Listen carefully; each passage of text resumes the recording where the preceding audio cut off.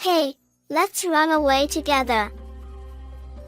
My daughter pleaded with me, her eyes on the verge of tears. Curious about what was going on, I asked her, and she handed me a stuffed animal with a recording function. Dad said he doesn't need mom or me. He likes a different lady. My tearful daughter had recorded my husband's voice on the stuffed animal. Faced with the horrifying revelation, I made up my mind to escape. Wait! I won't allow you to leave like that. My disabled mother-in-law stopped us with a fierce expression. My name is Willow, a 33-year-old stay-at-home mom. I live with my husband Nolan, who is 2 years older than me, our 5-year-old daughter Alice, and Nolan's mother. Initially, after marriage, I worked as an office clerk in the same company as Nolan. However, I resigned when I became pregnant. Since then, I've been a full-time homemaker. Nolan also quit his job 6 months ago. I knew for a year that he was discussing starting a business with an old friend. He had been preparing while still working at his previous job. When everything was ready for the business venture, we decided to move to Nolan's hometown, changing both our work and house.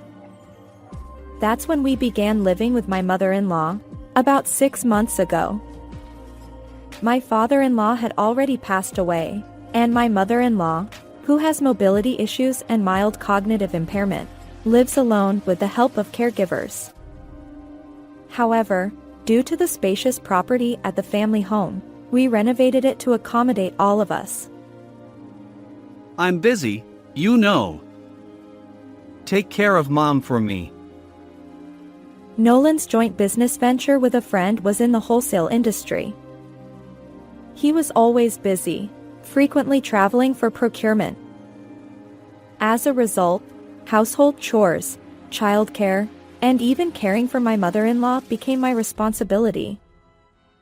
Although my mother-in-law can manage to move around independently with the help of a cane or walker, complex household tasks and long-distance outings require assistance. Since then, my days have been filled with the back and forth between my own room and my mother-in-law's, taking care of both housework and her needs after dropping Alice off at kindergarten. Hello. I've come to prepare dinner. With a smile, I greeted my perpetually stern-faced mother-in-law. Since we started living together, I had never seen her smile. Yet, she hadn't subjected me to the kind of mistreatment that's often associated with in-laws. It wasn't that she disliked me, rather, her frustration stemmed from her loss of physical independence. Although she didn't express gratitude with a smile, she always ate the meals I prepared neatly and never interfered with household chores. When we first met before my marriage, she was a cheerful and kind mother-in-law. I realized that losing physical freedom could be incredibly stressful for anyone. I believed my mother-in-law was suffering too, so I dedicated myself to caring for her. One day, while cleaning her room, she approached me from behind. Willow, take this. She handed me a large diamond ring. Oh. What's this? It's the ring my mother-in-law gave me when I got married. What?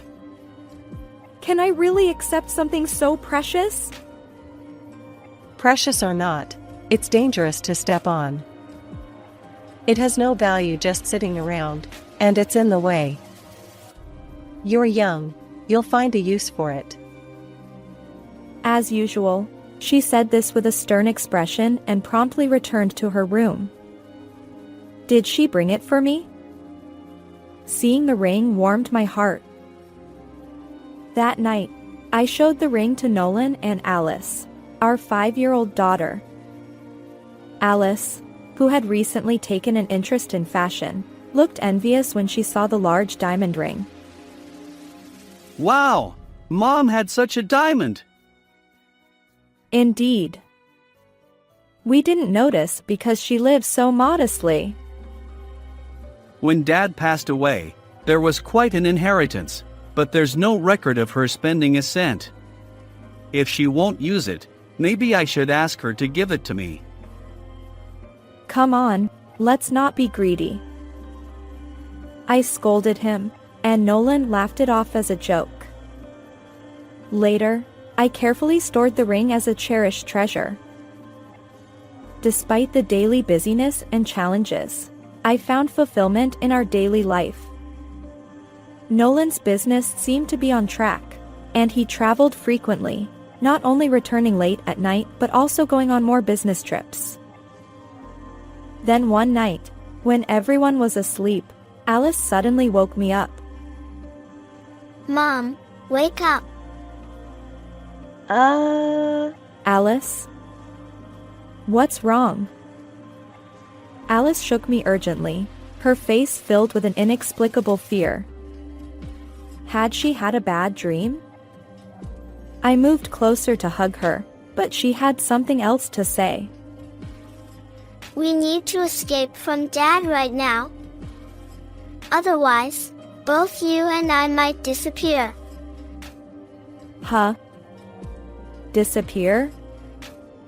Confused, I tilted my head as Alice's words puzzled me. Maybe you dreamed it. Poor Alice, let's sleep together. No. We have to run away. It's true. Frustrated that I didn't understand, Alice half cried as she handed me her favorite stuffed animal. It was a recent Christmas gift with a recording function that allowed her to record her own voice. Curious, I listened to the recording. To my shock, it was Nolan's voice making a phone call. The content left me wide-eyed and speechless. Get rid of my mother for the insurance money, and make my wife and Alice disappear. I want to start over with you. The succession of horrifying statements made me feel nauseous. Mom, you know what? I've been keeping a secret for a long time. Dad was getting along with a different woman. I saw it the other day. Alice began to tell me a shocking story in a sobbing voice.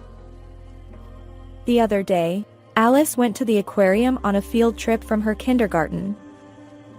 There, she witnessed Nolan's affair. Nolan, who had no interest in Alice at all, had chosen the aquarium as his date spot with his lover, which was the same place Alice was going on a field trip. I followed Dad. And then, he told that lady that he loved her the most. Alice started crying again as she remembered. Dad only loves her. Doesn't he love Mom and me anymore? Alice. I was furious at Nolan, who had made Alice so sad. But now was not the time to wake him up and confront him. The evidence was weak, and more importantly, I was worried about the content of the recording. Grandma's insurance money? Make me and Alice disappear? No way. I hurriedly packed my bags.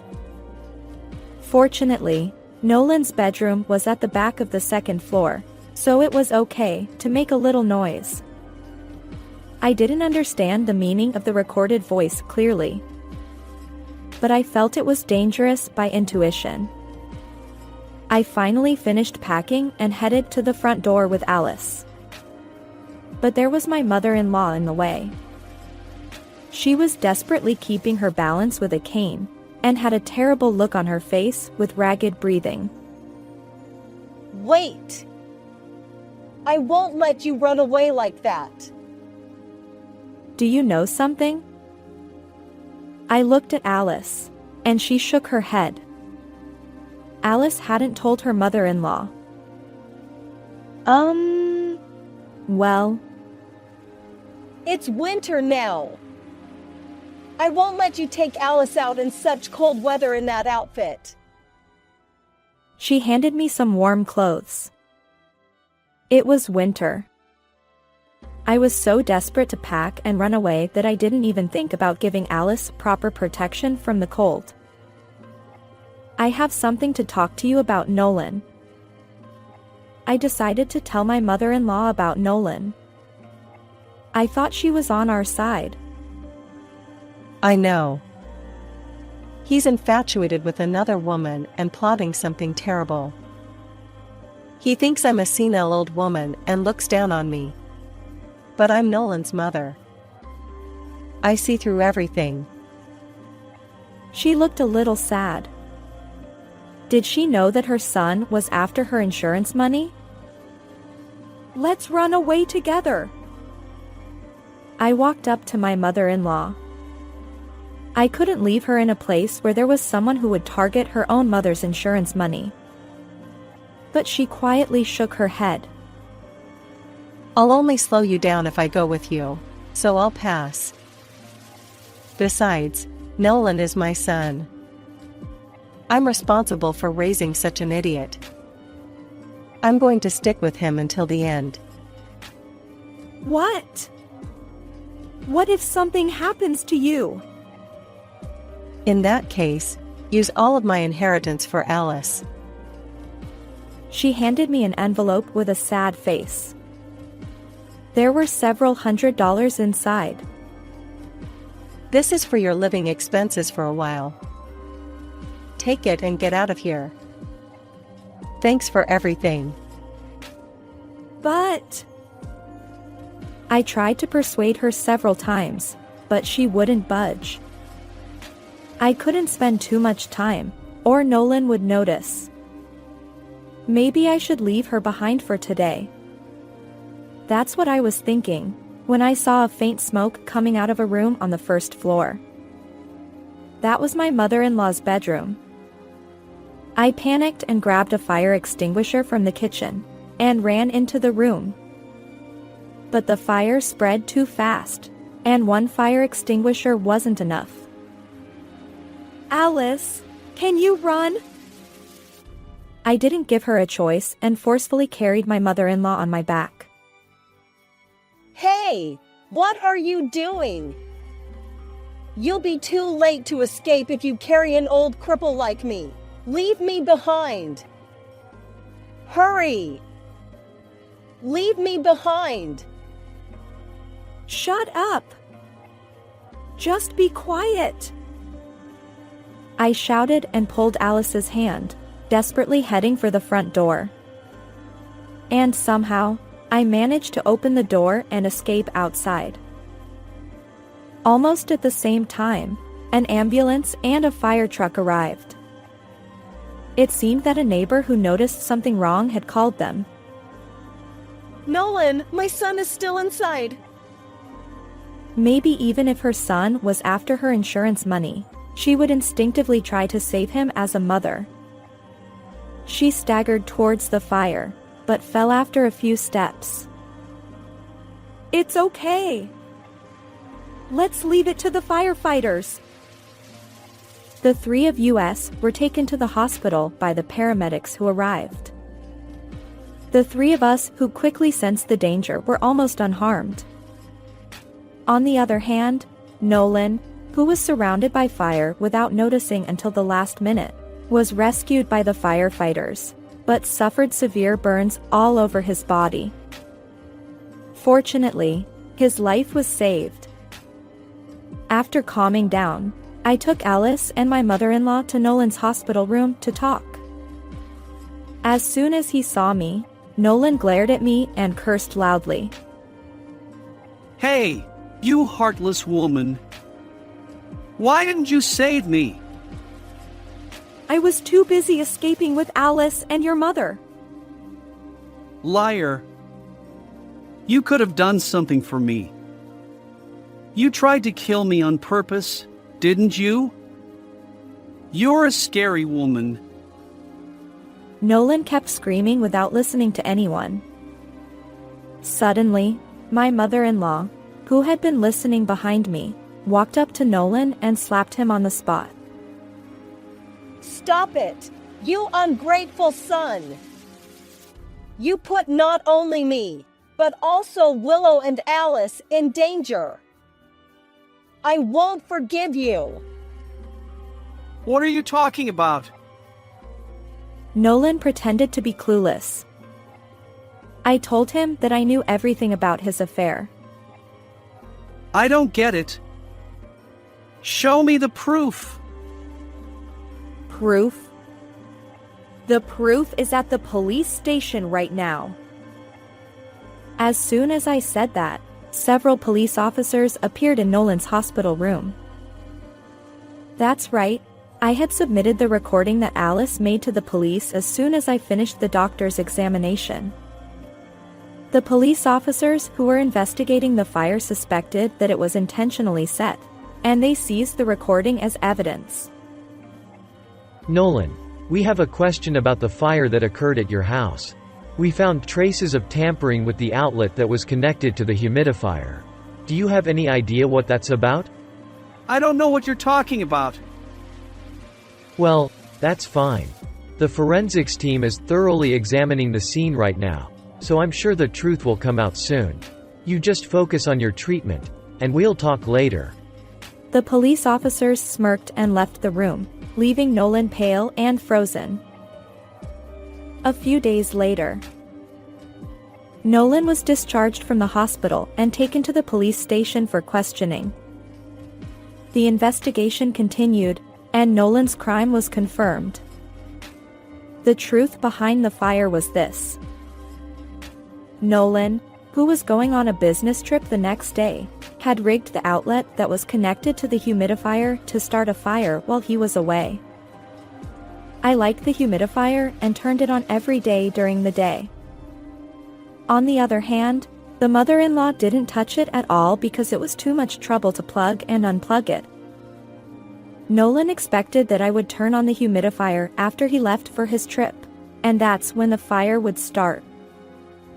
But the mother-in-law, who suspected his son's actions, noticed that he had tampered with the area around the humidifier, and turned it on while she was searching around by herself. That's why the fire started sooner than Nolan expected. Nolan was arrested for arson and attempted murder. There, I learned a new fact. Apparently, Nolan had been embezzling money from his company to lavish on his mistress. His co-founder friend was furious and determined to get back the money he had squandered. Even after Nolan was released, he would be in debt hell. After that, I divorced Nolan. Since the house had burned down, I found a new home with Alice and my mother-in-law. I had intended to live with my mother-in-law too. But she didn't want to be a burden to me, who was going to be a single mother, and she asked to move into a facility. As Nolan had expected, my mother-in-law had never used her late husband's inheritance, and she had a considerable fortune. After my mother-in-law passed away, Nolan, her only son, was supposed to inherit everything. But Nolan, who had committed a crime, became disqualified from inheriting, and lost his right to inheritance.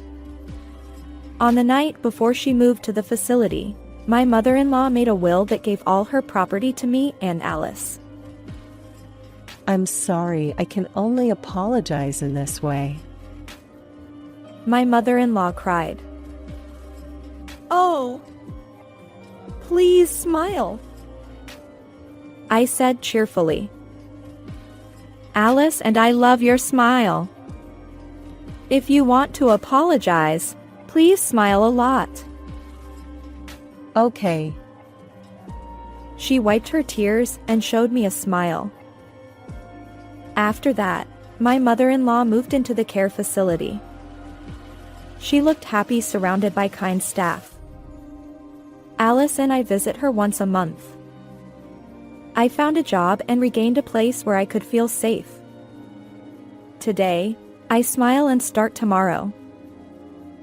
How did you like this story? Please subscribe to my channel. See you in the next video.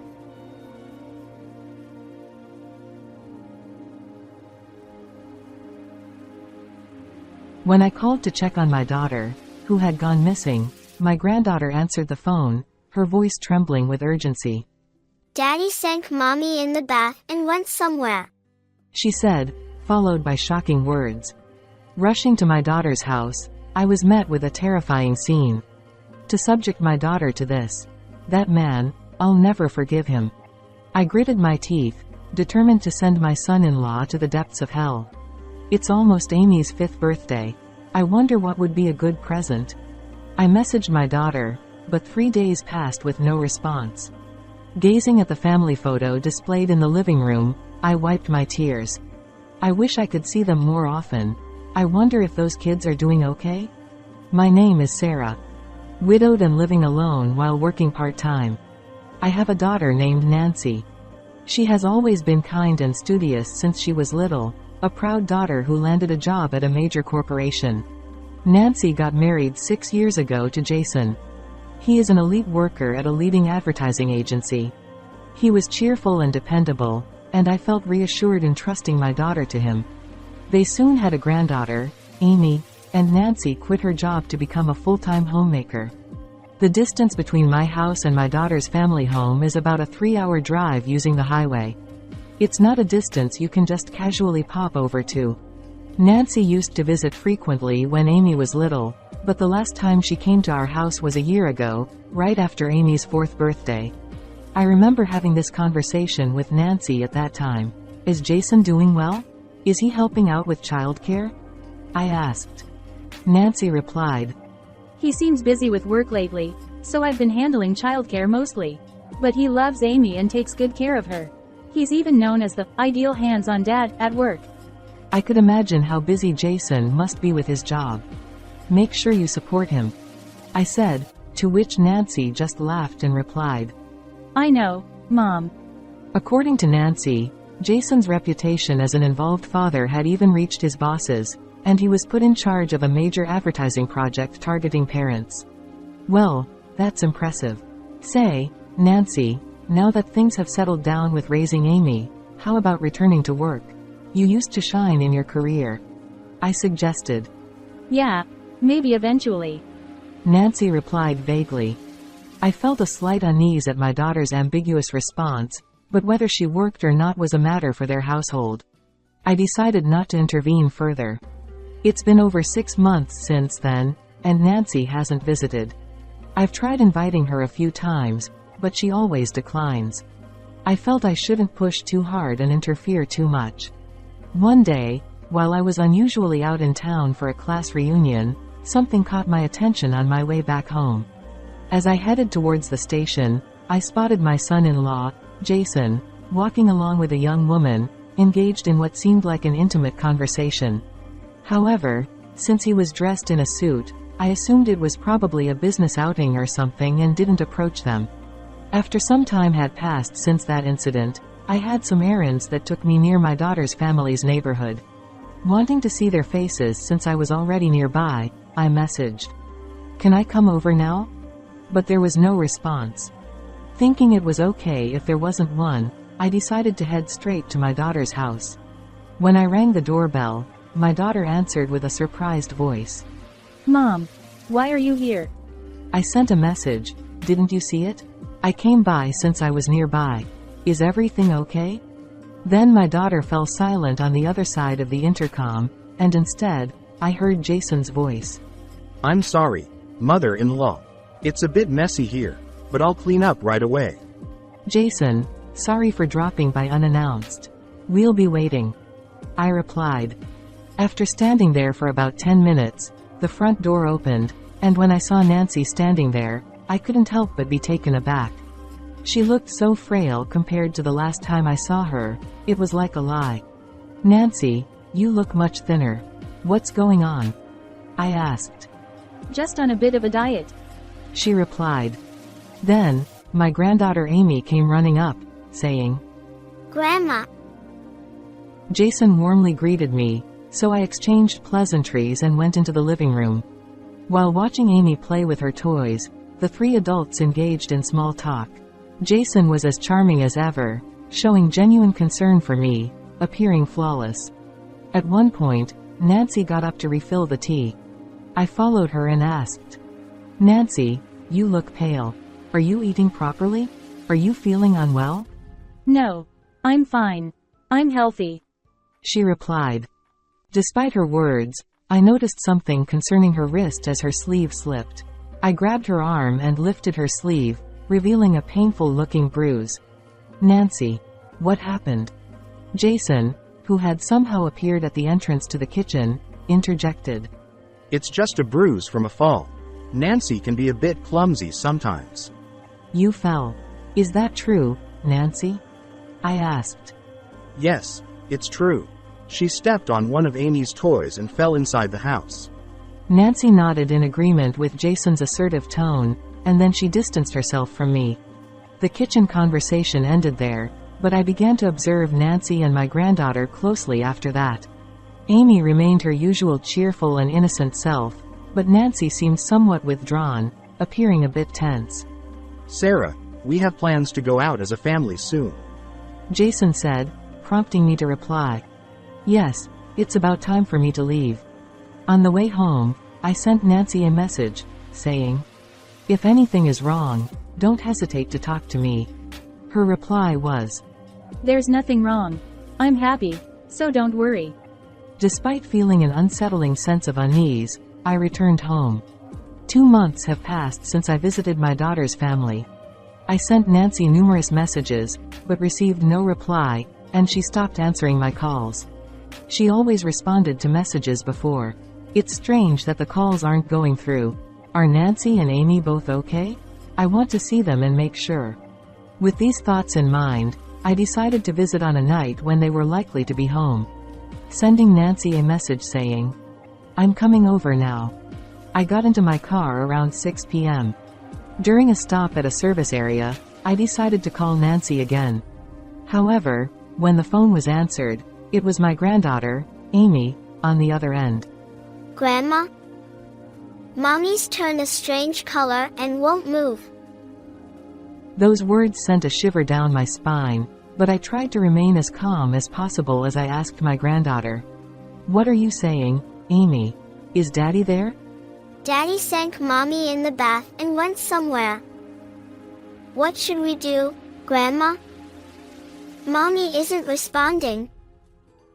Hearing the urgency in her voice, I realized this was no ordinary situation and hurried to my granddaughter's side. An hour later, upon arriving at my daughter's house, I was speechless. Upon opening the front door, I was met with a horrifying scene. The house was in disarray, with items strewn about, vases and dishes shattered and left abandoned. It looked as though a burglar had broken in or someone had gone on a rampage. Grandma, this way, quickly. Startled by my granddaughter's call, I hurriedly followed her lead to the bathroom.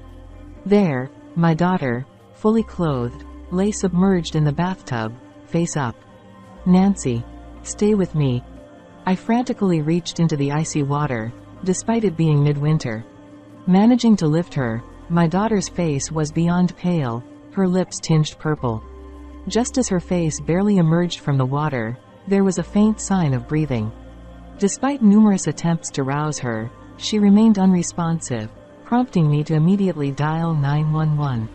Before the ambulance arrived, my granddaughter rushed over to me, saying, Mom said there's something important in her bag. She pointed to a navy bag hanging on the living room wall. Upon a quick check, I found her insurance card in the wallet. Grabbing the bag, I boarded the ambulance upon its arrival. After arriving at the hospital, Nancy's treatment began immediately, while my granddaughter and I sat on chairs in the hallway. "Amy, is it true that Dad submerged Mom in the bathtub?" Amy nodded with a pale face. Dad sometimes hits Mom and takes her to the bath. Amy is told to stay in the living room, but it's always scary. I feel sorry for Mom. My granddaughter explained. "Amy." I instinctively hugged her, and she began to sob uncontrollably. Dad said, If you tell anyone, you'll never see Mom again. Amy, because I told Grandma, will I never see Mom again? I don't want that. I continued to comfort my granddaughter, rubbing her back and reassuring her. It's okay, it's okay. Then, the nurse informed me that Nancy had regained consciousness. Nancy, still groggy, weakly turned her gaze towards me. Mom, please look at my navy bag. There. With just those words, she drifted back to sleep. I carefully examined Nancy's bag once again, and to my horror, I found something unimaginable. Trembling, I confirmed what I found, gritting my teeth. To put my daughter through this. That man, I will never forgive him. At that moment, I resolved to send my son-in-law Jason straight to hell. Despite multiple attempts to call Jason, I couldn't reach him. So, I entrusted a trustworthy acquaintance nearby with something. 3 days after my daughter was taken to the hospital, I received a call from my son-in-law on my mobile phone. I heard from a neighbor that Nancy was taken away in an ambulance. The woman with glasses who was with her, that's Sarah, right? Are you at the hospital now? Please tell me where you are. I didn't disclose the hospital's location but instead instructed Jason to come to a cafe near the station. After leaving Amy with an acquaintance, I waited at the meeting place, where Jason arrived, breathing heavily. Sarah, I'm sorry. I was away on a business trip, so I'm not sure what's going on. What happened to Nancy? Which hospital is she in? Please tell me quickly.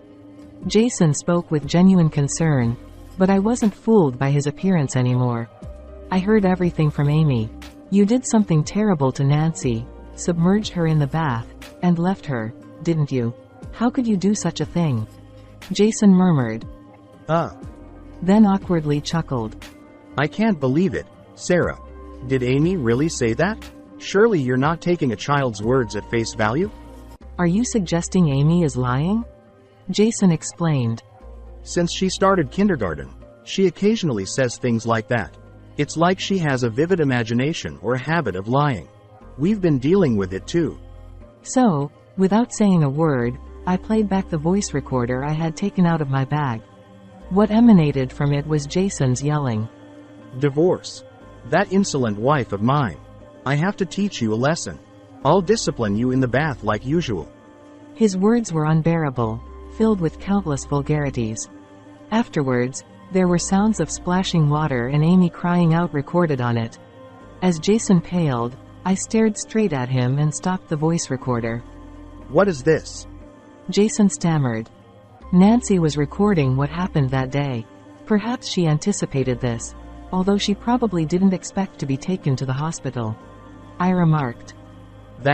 She did that. How insolent.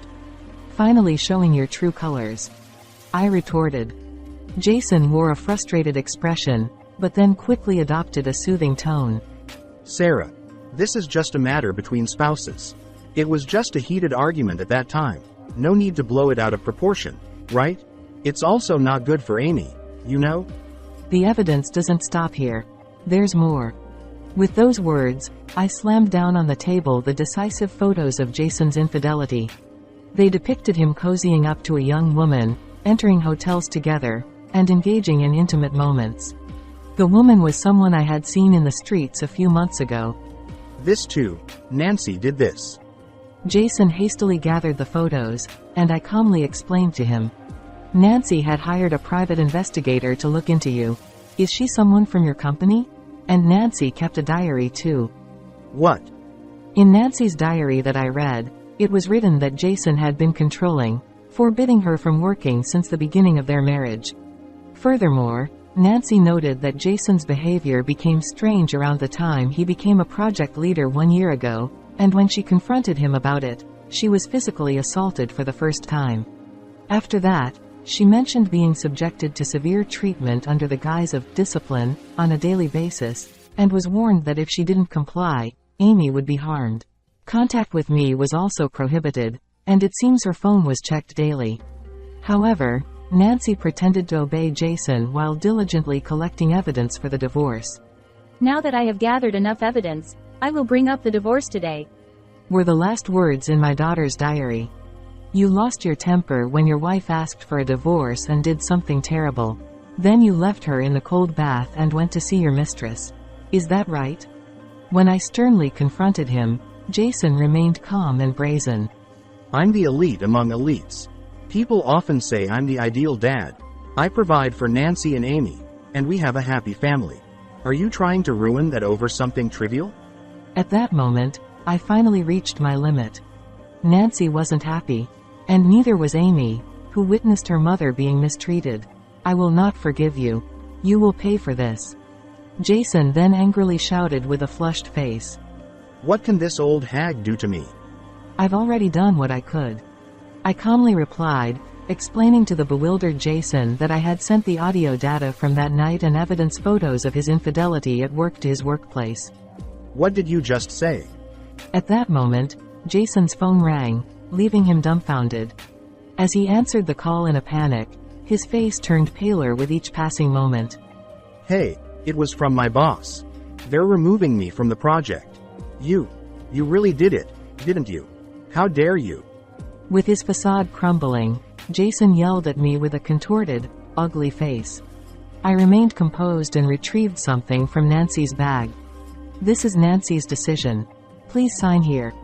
It was a divorce paper already signed by Nancy. Don't mess with me. I'll never let them go. Jason started tearing up the divorce paper with a flushed face, and I sighed. Then let's go to court. I'll make sure you'll be separated from my daughter. But before that, you'll have to pay for your sins. What? Right after you appeared at this cafe, I asked a friend to report it. The police will be here soon, so behave yourself.